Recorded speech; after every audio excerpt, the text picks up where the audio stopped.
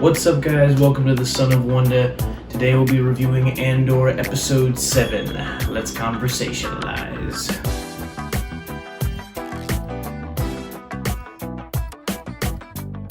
So, guys, this episode, I think overall, was just a meh.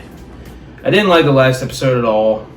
I realized pretty sure that was a very unpopular opinion. Not with anybody in the comics section, not with anybody in the comments section, but I could tell, like, everybody else on YouTube, they seem to love it. They seem to, praise it for, like, oh, all the characters died and there was all the suspense. I disagree. I just thought the build-up was terrible, and then just all of it was just the way they went about it. I didn't like it at all. And so we get this episode, and it's very much the after effects of what happened on Aldhani, with Andor and his crew being able to rob the Empire of 80 million credits. The galaxy is affected by this in a very harsh way, and we discover that that's actually what Luthen intended. It wasn't like the robbery on Aldhani wasn't really just for credits. I mean, he did end up saying that they needed credits bad for his operations, but it was also to kind of make the Empire double down on going to each planet and each sector and just pressing down hard on the civilians and kind of making them oppress the galaxy more.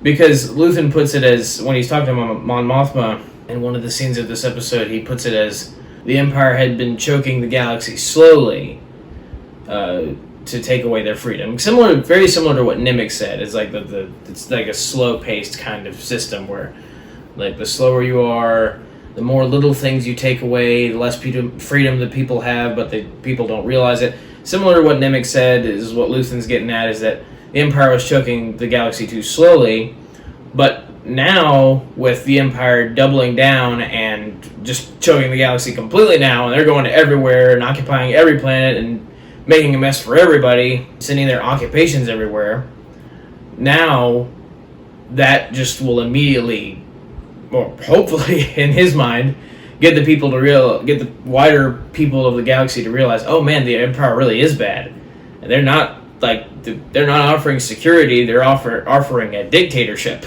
They're offering evil rule and tyranny. So his hope is that people would realize that and then revolt even more, and then he'd cause a larger rebellion. Which, I mean, it's a fairly good plan. I think there's definitely some skewed moral, there's some questionable morals in his plan of knowing that the galaxy would suffer more because of this. Although, again, I didn't understand why they were robbing the Empire before, but now, watching this episode, I get it better, because he literally needed the credits to fund the operations, like more rebel operations, so he can kick the Empire's butt further. Yeah, so that whole storyline makes sense. Again, I'll just be doing highlights. The episode opens up with Karn moping again. It's like we just, there's several scenes we've gotten at this point of just him in his bedroom being like,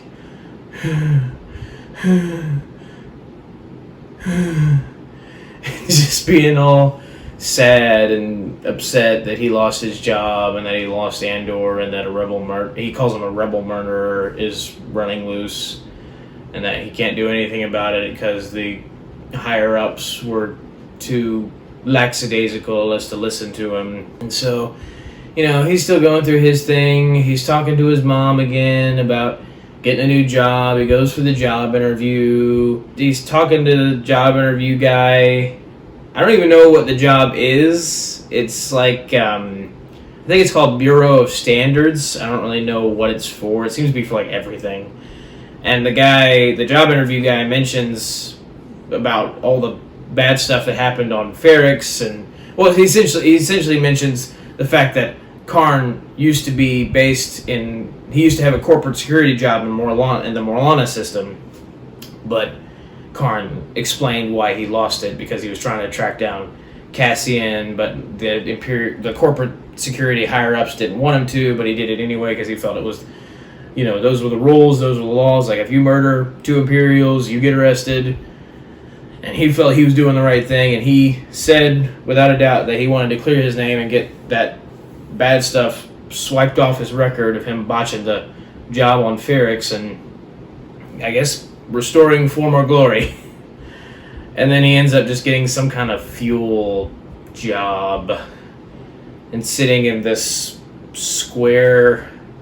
I assume they're trying to emulate like the office environment with the squares that people sit in. I kind of just... There was an interesting moment where, like, when he was with his mom, after she had gotten done talking about how much of how disappointing he looks as a person or whatever, he looks at the TV, and I guess that Star Wars does have news, and he looks at the TV and he's like, hey, what happened on Aldhani? Because that's all over the news, like the guy said in the last episode. But Karn's like, what happened on Aldhani? Like, what happened out there? And then the mom just says that, the Imperial garrison was attacked and robbed. Well, actually, I think she just says it was attacked, but anyway, yeah, she says it was attacked. And he seems interested. He seems like, man, there's more Rebel stuff. That's bad, because, hardcore. Even though he wasn't really an Imperial, he's very much has the mindset of an Imperial. And it's just... It's like... It's kind of funny. Me and my mom have been rewatching Star Wars Rebels, and that show is so much better. I feel like there's this... People have this thing where, like, nobody watches the animated shows enough. Like, nobody watches Rebels as probably as much as they're watching Kenobi or Mandalorian. I'm like, Rebels is like one of the best Star Wars things, period. Star Wars Rebels is. Clone Wars is phenomenal, but I think I even like Rebels better. And I feel like not many people have watched it, at least not all the way through, and I feel like the go-to excuse is, oh, well, it's animated, so it can't be as important. Oh, no, it's insanely important and adds phenomenal things to the Star Wars universe. This one, it's like... The most intriguing part is that there is a inner circle of politicians, and Luthen is behind the scenes crafting the rebellion. It's kind of interesting because in this episode it seems like he flat out is like the mastermind and the person who started the whole rebellion, essentially. He's the one who came up with the idea. Well, he and Mon Mothma both, but Mon Mothma really wasn't in on the fact that he wanted to fight the Empire. She is like, because she goes to his Den of Antiquities store, and she's all mad at him because she figured that he was the person behind the Aldhani attack, and she was like, how could you do this? I mean, do you know what this is going to unleash? I mean, Palpatine is going to just go all out and start hurting people and oppressing people even more. Like this is what you've caused. And, of course, Luthen's answer is, I mean, we're like, this is always what was going to happen. We can't just hide forever and do it the talkie way where we try to politicize our way out of the Empire. No. We got to fight the Empire. And Mon Mothma seems like devastated. Which, I mean, I guess makes sense. It was a little weird to me at first, the fact that she was. One of the thoughts I had was like, what, you didn't know what you signed up for? It's like, you figure with Luthen always talking about needing money to fund his operations, you'd figure Mon Mothma would kind of pick up on the fact that, oh, he's not talking about political operations or like helping people operations, and like, no, he's talking about rebel operations. I don't know. It just seems like she would have figured that out. But one of the most interesting things in this episode was possibly my favorite part of the whole episode was the talk she had with Tay, an old friend from her same homeworld. An old schoolmate who is also not okay with the Empire, who lets her know that. But he's afraid that she is okay with the Empire because she's around a bunch of Imperial senators all the time. And she explains to Tay that the Mon Mothma that the Imperial senators know is not the real Mon Mothma. The Mon Mothma that she the facade that she puts on for the Imperial senators, isn't the real her. And it's very similar to the same thing about Luthen, like the facade he has as an antique dealer. It's the same with her. Like, she smiles and acts like she's just this, benevolent person who wants to help these people and that people, who doesn't really do much and nobody really listens to her. But that's not the real Mon Mothma, because the real Mon Mothma is like, we got to get stuff done.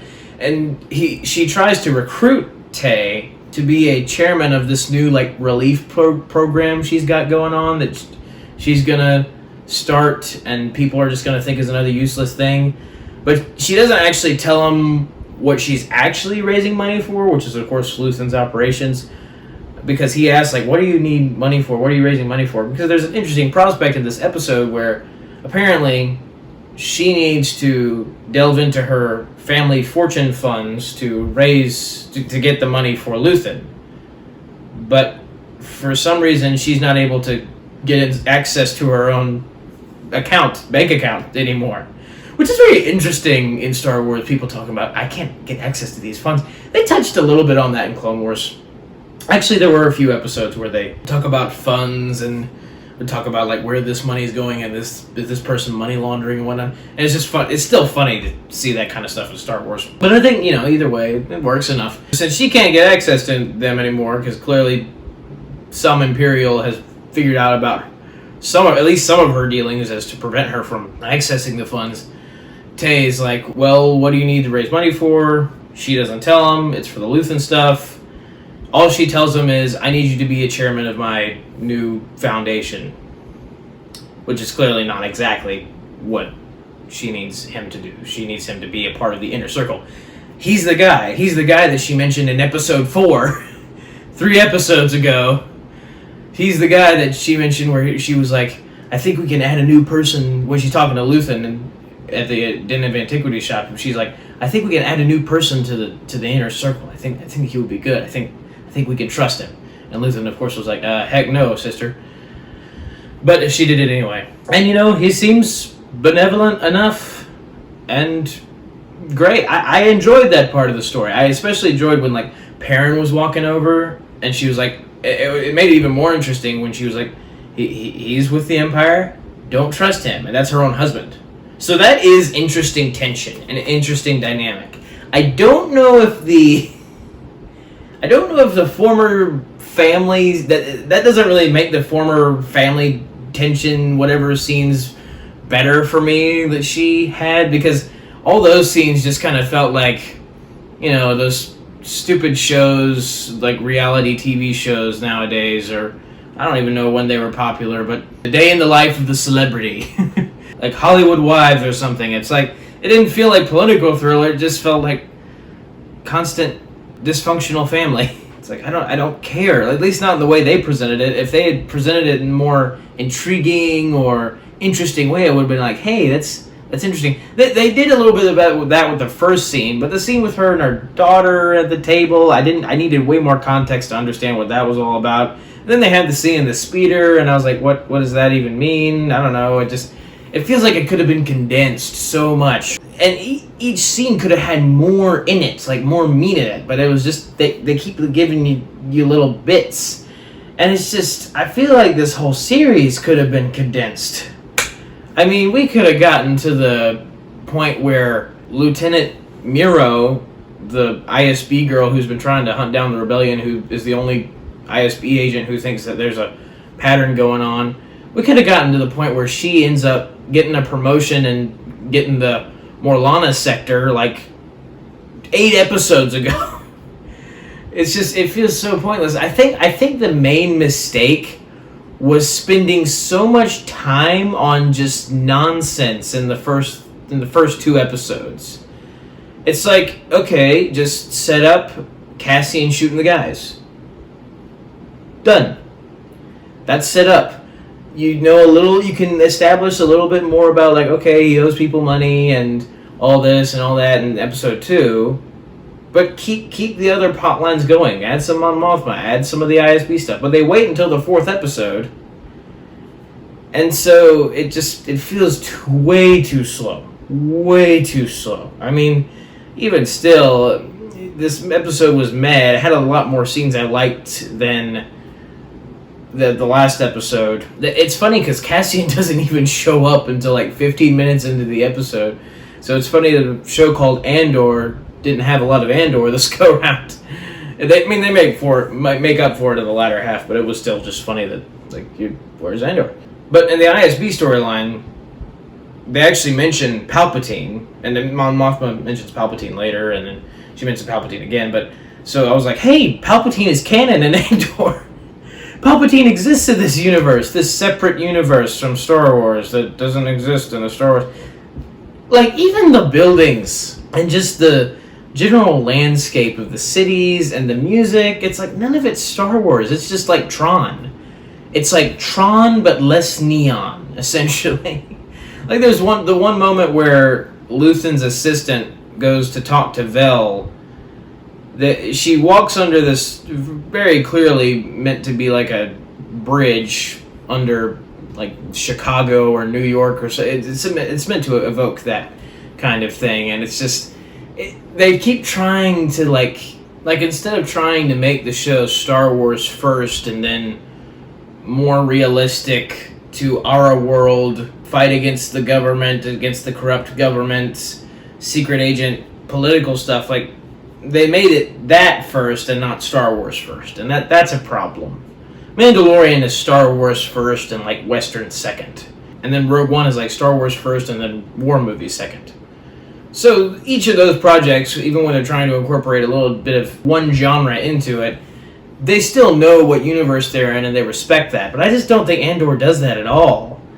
I mean, just down to the aesthetic. It's like they're making it way too real world, and it's also kind of funny because they're trying to make it more realistic. But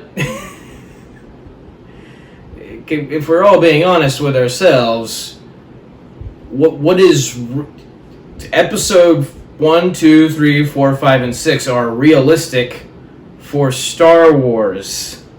I just don't understand why you would feel the need to make this a Star Wars project realistic when our idea of being realistic is based on the stuff happening on Earth, and the Earth doesn't even exist in Star Wars. It's just kind of funny. It's like it seems unnecessary. It's like, yeah, I could have appreciated the Jason Bourne style like Star Wars show if you didn't make it all Jason Bourne and no Star Wars. Like, we even got guys that like Karn at the very tail end of the episode. It's in this pointless scene. It's just him looking at something and turning a dial. I'm like, how slow do you want this show to be? You're focusing on every little detail of every little thing. Like, again, when the girl is walking through when Luthen's assistant was walking to meet Vel, I'm like, you could have just had the meeting between Vel and her, like her walk up. You didn't need to show her walking through the airport, walking past the stormtroopers, walking through this, walking through that. I'm like, just cut that all out. It's very simple. Just like it's just so much of it just feels pointless. But yeah, Karn at the end of the tail end of the episode is wearing this like it looks like a suit and tie. And I'm like, what? You don't do suit and tie in Star Wars? You don't try to incorporate Earth things in Star Wars.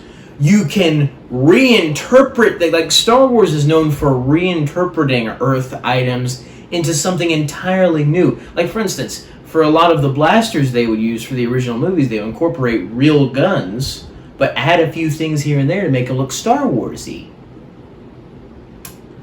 And we're not really getting that with this show. Like, you tweak, like, you take the top of the tie off, and then this, and now it looks like a uniform. Like, you don't need to do that. Why not just design something entirely new? Or something not as obvious as a suit and tie. It's just Blade Runner. I mean, it's just Tron or something. It's like, it's just boring, is what it is. It's not Star Wars, it's just boring. But back to the ISB stuff. So there's a guy who's like a new guy. It's not Major Partagaz from the earlier episodes who was in charge of all the ISB stuff. It's like this new guy who I think may be Admiral Yaloran, Because I know they revealed Admiral Yularen, I'm pretty sure, to be an ISB officer in Rebels. Like, he was an Imperial in Rebels, and I'm pretty sure he was an ISB officer because he wore that same white uniform that the ISB guys in this show wear. So he may be Admiral Yularen, and it's also interesting that he said he spoke directly with Emperor Palpatine, which is probably not a privilege that a lot of Imperials have, but he spoke directly with Imperial Palpatine. He spoke directly with Emperor Palpatine, and Palpatine told him that ISB is going to be in charge of everything. Like, they're having an emergency meeting at the Senate so the Emperor can give emergency powers to the Imperial Security Bureau, essentially, or can change some things up to where they don't have to worry about not being able to get legal access to this or that or this or that, like to Army files or Navy files or a bunch of different things. The ISB can access it all. In response to the attack on Aldhani, they're trying to prevent any further robberies, and like they're reevaluating prison sentences, which comes up again later in the episode. But like they're doubling down on all their oppression, which again is exactly what Luthen wanted, because he knew that if you squeeze the galaxy hard enough, they're gonna bounce back, and it's gonna come back to bite the Empire. But anyway, they're taking all the necessary precautions to make sure that a robbery like what happened on Aldhani cannot happen again, and if it does, the people who did it and the people even remotely associated with doing it would be severely, severely punished. And so, I mean, they're doing a lot of work to, he even has this big speech about, like, this is why we work so hard, even in peaceful times, is because of moments like this where we need to show the power that the Empire has and that no one can steal from us. Lieutenant Miro, though, still has reservations about the Imperial and the Empire's approach to the whole situation. She doesn't like what's happening because she's like, well, the rebels are just getting what they want, which is true because Luthen is getting what he wants. She's like, they're not treating it as a rebellion, an organized rebellion, they're treating it just as a robbery, to prevent more robberies. They're not actually looking at it as, oh, there could be more rebels and an organized rebellion that could come against us and try to overthrow us. And so she seems to realize that. Nobody else seems to fully realize that. Later, she tries to get information about like a ton of sectors from all star systems about Imperial equipment that was stolen and that try to possibly link it to an organized rebellion and try to put the pieces together. But when she requested that, I was like all star systems? First of all, do you know how big that file is and how long that would take? It's just kind of funny because it seems like it's done in a day. I mean, I don't know the time frame or anything. Maybe like 2 or I don't know how many days or weeks, but it just seems like it doesn't take that long. And I mean, that is a lot of work to have to gather all of that information about all star systems. Because like there's millions, billions, trillions in Star Wars. Doesn't really make sense to me. But she gets the results, so that way she has hard, proven evidence that what she's been saying is right all along. She ends up being prepared to bring that before the rest of the Imperial Security Bureau after the Imperial Security Bureau officer Blevin makes an accusation against her for doing exactly what she did. She tried to access all the sector's information without the authority from the higher-ups in the Imperial Security Bureau. And he's like, why would you be so loose with the rules, and you're terrible, and you need to be called out and fired or something like that. And the Major is like, well, I mean, I wonder what would happen if we all followed Miro's example and maybe weren't as strict with the rules, and maybe we would get more results. Then the Major ends up giving Blevin's sector, which is the Morlana sector, which contains Ferrix, to Miro. And I have a feeling that will definitely play out and connect with Andor's story. Since it's the Morlana sector, since it contains Ferrix, since Cassian says later that he'll be coming back to Ferrix, I have a feeling that's all going to come out of the wash in the end. And it's interesting because once the meeting is over, once the Imperial Security Bureau meeting is over, somebody count how many times I say Imperial Security Bureau in in this video. But once the Imperial Security Bureau meeting is over, Major talks with Miro for 2 seconds, and he's like, "Well played, Miro, but watch your back." So clearly she's going to have a target on her back from Blevin and possibly other ISB agents who are kind of seeing that she's coming up in the world. Also, Ord Mantell was mentioned in this scene. It is a planet that was mentioned in The Empire Strikes Back when Leia is arguing about Han, about him leaving the rebellion, and he's like, well, that bounty hunter on Ord Mantell who was after me changed my mind and made me want to leave because I needed to pay off Jabba's debt.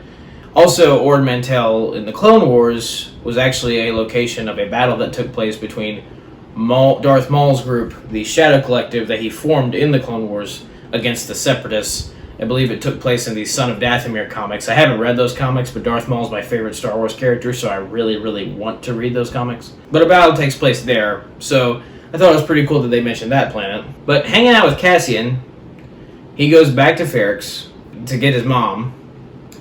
And at first she's like, okay, yeah, we can go because you have all these credits. Because he's like, yeah, I got these credits from this job. We can leave. We can go anywhere we want. We can get away from the Empire. And she's like, yeah, maybe, sure, I'll come with you. She seems to be acting a little strange already, as if she may not come with him. And then he goes to see Bix, the girl who helped him in the first 3 episodes, helped him contact Luthen, or helped him meet with Luthen.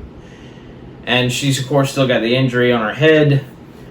And she says that the whole town blames Andor for what happened, for the corporate security guys coming to the town in the first place, because Andor killed 2 corporate security guys and came back to Ferrix, which led the Imperials back there, even though it was Bix's boyfriend, the Irish guy, who let them know that he was there, and that Andor was at Ferrix in the first place. So it's like Andor's, trying to defend himself, and he's like, it's all your boyfriend's fault. Your boyfriend's the one who couldn't keep his mouth shut and decided to rat me out.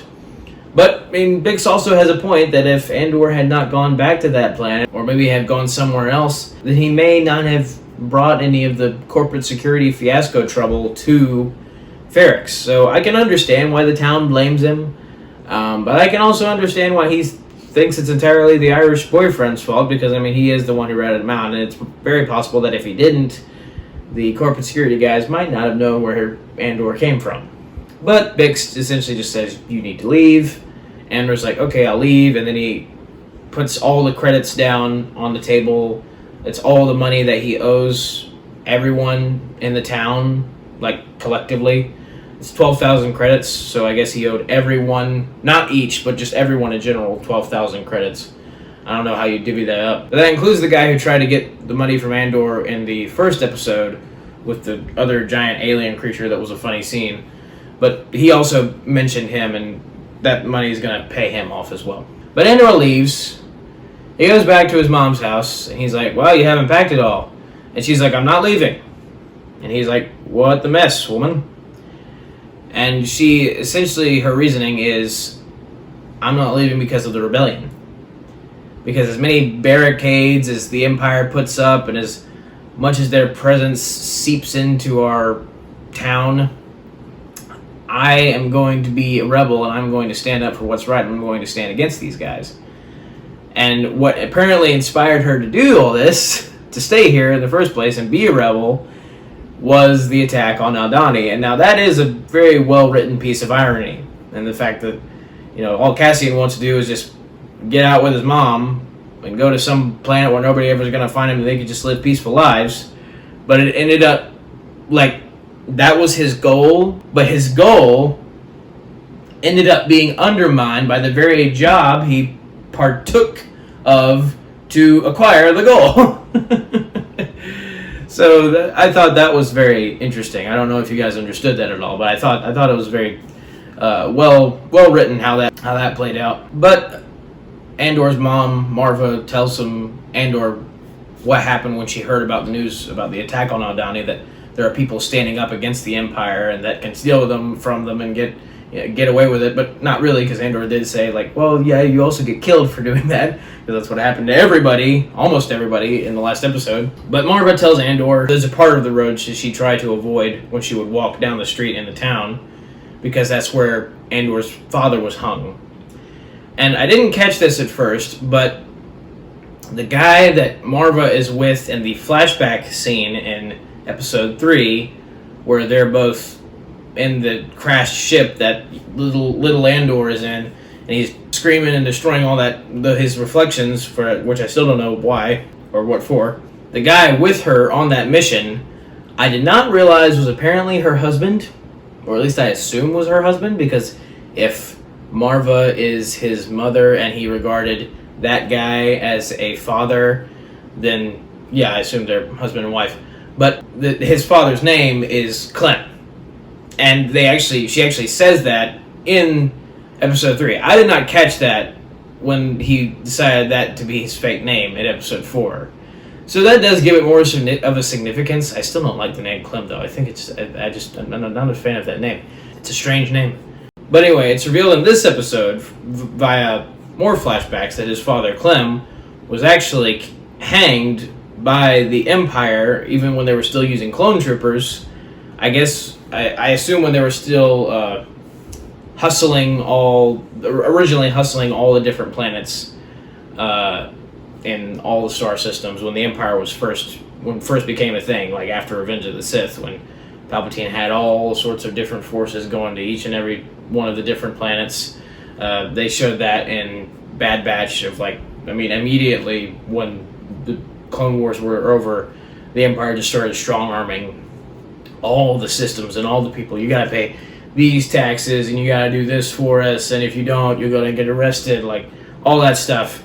And, they depict some horrible stuff in these flashbacks, because all Clem does is try to stop a bunch of people from protesting against the Empire, because he knows it's just going to make it worse, and the Empire's just going to hurt him, which they do, because they immediately turn around, and they don't show it, but it's implied that they shoot them, including Clem, Andor's dad, adopted father, which is kind of...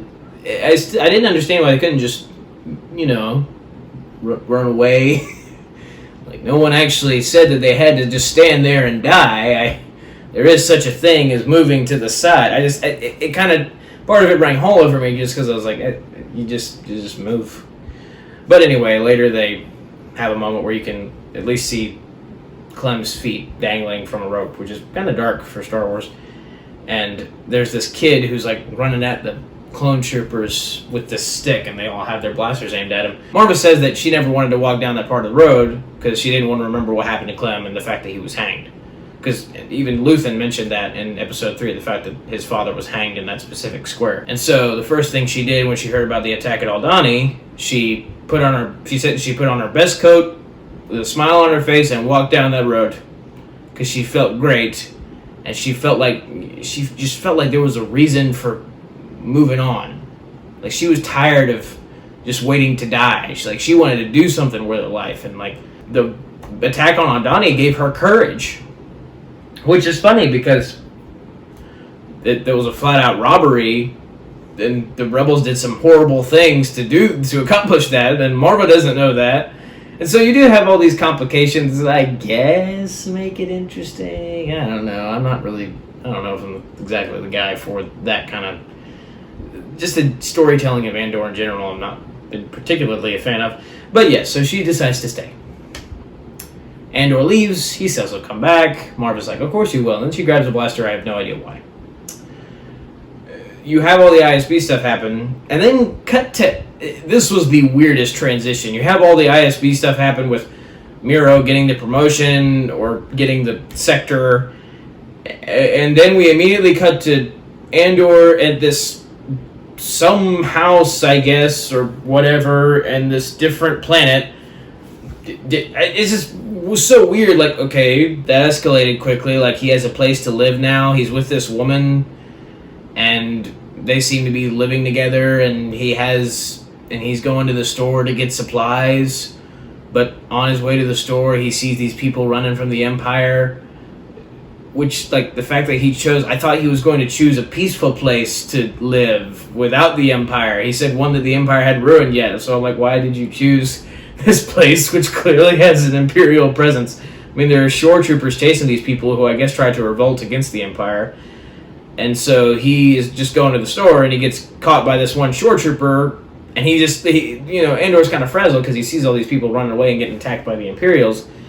But this shore trooper is like very, like, wait, you're sweating. Are you running away? You got to be running away from somewhere. So he flat out accuses Andor of all the things he didn't do. He was literally just walking somewhere. He wasn't even running.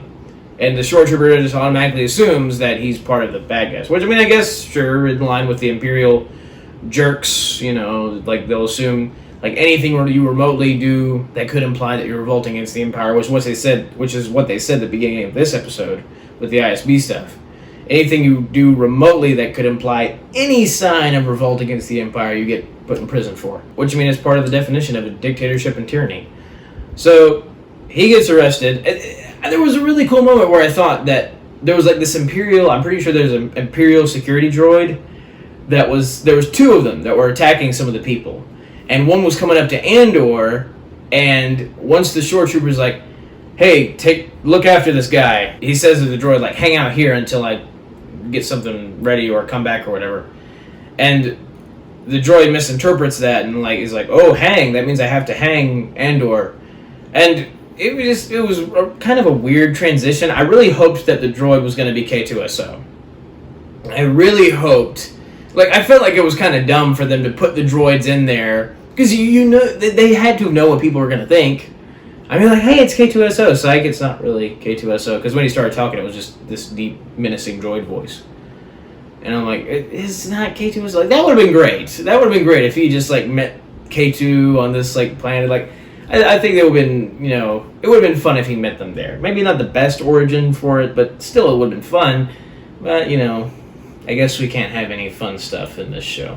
I'm still holding out that Alec Tudyk will reprise his role as K2SO in this show at some point. And even if it's not this show, in something. I need him to reprise his role in something. I love that droid. But anyway, Andor gets captured for absolutely no reason. And he gets taken to court, Star Wars court, and he gets charged with all these things that he didn't do. And because of the stricter punishments that the ISB set out to impose upon the people of the galaxy at the beginning of this episode, now what was a 6-month in jail penalty for doing whatever Andor was accused of doing was now then a 6-year penalty. Which I'm like, that is a significant increase from 6 months to 6 years. I'm like, that even seems a little much for the Empire to increase that sentence by that much. I don't know. So, and he's gonna be arrested now.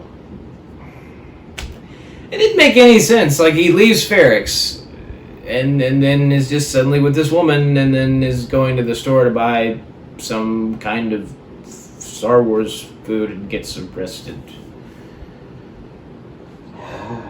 For no reason. On the bright side, we actually got stormtroopers in this episode, and shore troopers, so they did appear. And there was a Star Destroyer that flew above Cinta's head. And there was another moment where Cinta was riding the speeder down a mountain. I'm like, what are the moments for? I'm like, why don't you just save them for when they actually matter in the next episode or in another episode or something? Like, why do you keep putting these little moments, like Karn at the end of this episode, turning this dial or whatever at his new job, and then Cinta in the middle of this one, riding down a mountain on a speeder. It's like, they don't have no relevance to anything that happens in this episode. And then she was looking at the Star Destroyer. I don't even know what she's doing. She before that she was looking at the Star Destroyer coming down with the TIE fighters, because they're hustling on Aldhani now. I mean, all those tribal people in the last episode apparently got captured, and all the staff at the Imperial garrison were replaced, and then they were interrogated, and so were the tribal people. So they definitely were trying to learn their lesson on that, so the robbery can't happen again. But, I guess one other thing to comment on in this episode is the talk that Luthen's assistant has with Vel, because that's going to be a plotline that comes up later. Essentially, the assistant is very kosher. She's like, oh yeah, well, Gorn and Nimic and Terraman, they all died. I even recruited Terraman myself, but they all died, and they'll be remembered. So That's weird. Like, and even Vel is kind of saying what I would hope the audience is saying. Like, that's it. Like, that's all you got. Is like, oh, they'll be remembered. It's fine. They died. Whatever. We don't care. And then Luthen's assistant is even like, well, like, Luthen had bad feelings about Skeen from the beginning, so that's one less problem we have to deal with. Because I guess Luthen just had the feeling that, Skeen was only in it for himself. We'd be like, okay, that's fair. Luthen's a perceptive person. But Luthen's assistant makes the comments to Vel about, like, sticking to the plan. Like apparently Vel didn't stick to the plan. Like, she wasn't even supposed to contact Luthen's assistant. Even though, like, Vel wanted Luthen himself to be there. But Luthen's assistant's like, neither of us should be here. Like, you shouldn't have contacted me. And when Vel asks if Cinta's okay, the Luthen's assistant is like, well, yeah, she's sticking to the plan. Which, again, I don't even know what that means. I thought they were done on Aldhani. It's just, I don't know. I feel like there's so little that I'm following in this show. And I think there's so little investment I have at this point. Like, that last episode skewed me pretty bad.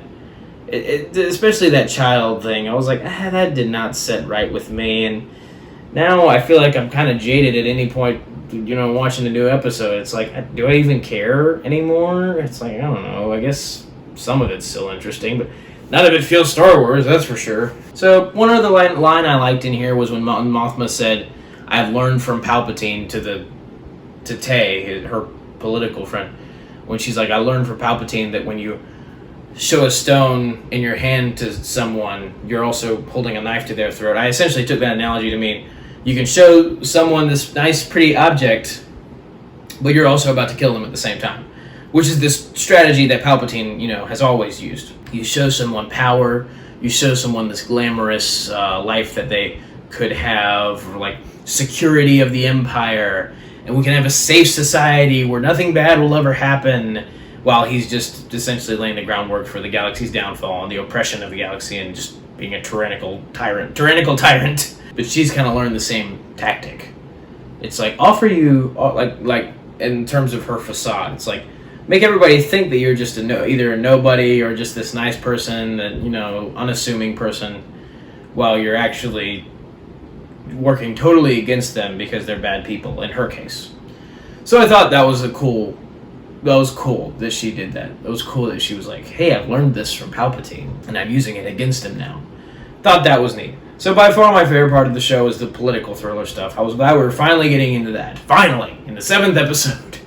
Over halfway through the season, we've barely done anything with Karn's arc. He's talked to his mom 5 times, and he's got, I don't know, some stupid job.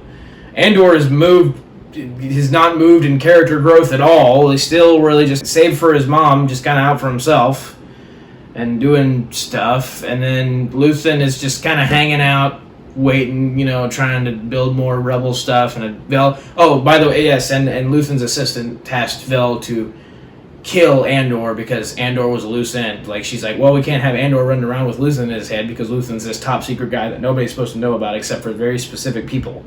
And so Vel's gonna go kill Andor now. I guess maybe that'll come up in the next episode, or maybe it won't. We'll focus on something entirely different. I'm hoping K2SO will show up in the next episode. So yeah, that's my review for Andor episode 7. It's there. It's meh. I'm not super excited for any of the other episodes. I guess I'm intrigued to see what'll happen, but meh. Black Adam's coming out this week. I'm super excited for that one. I'm hoping that DC can come on the top spot of content this year when it comes between DC, Star Wars, and Marvel.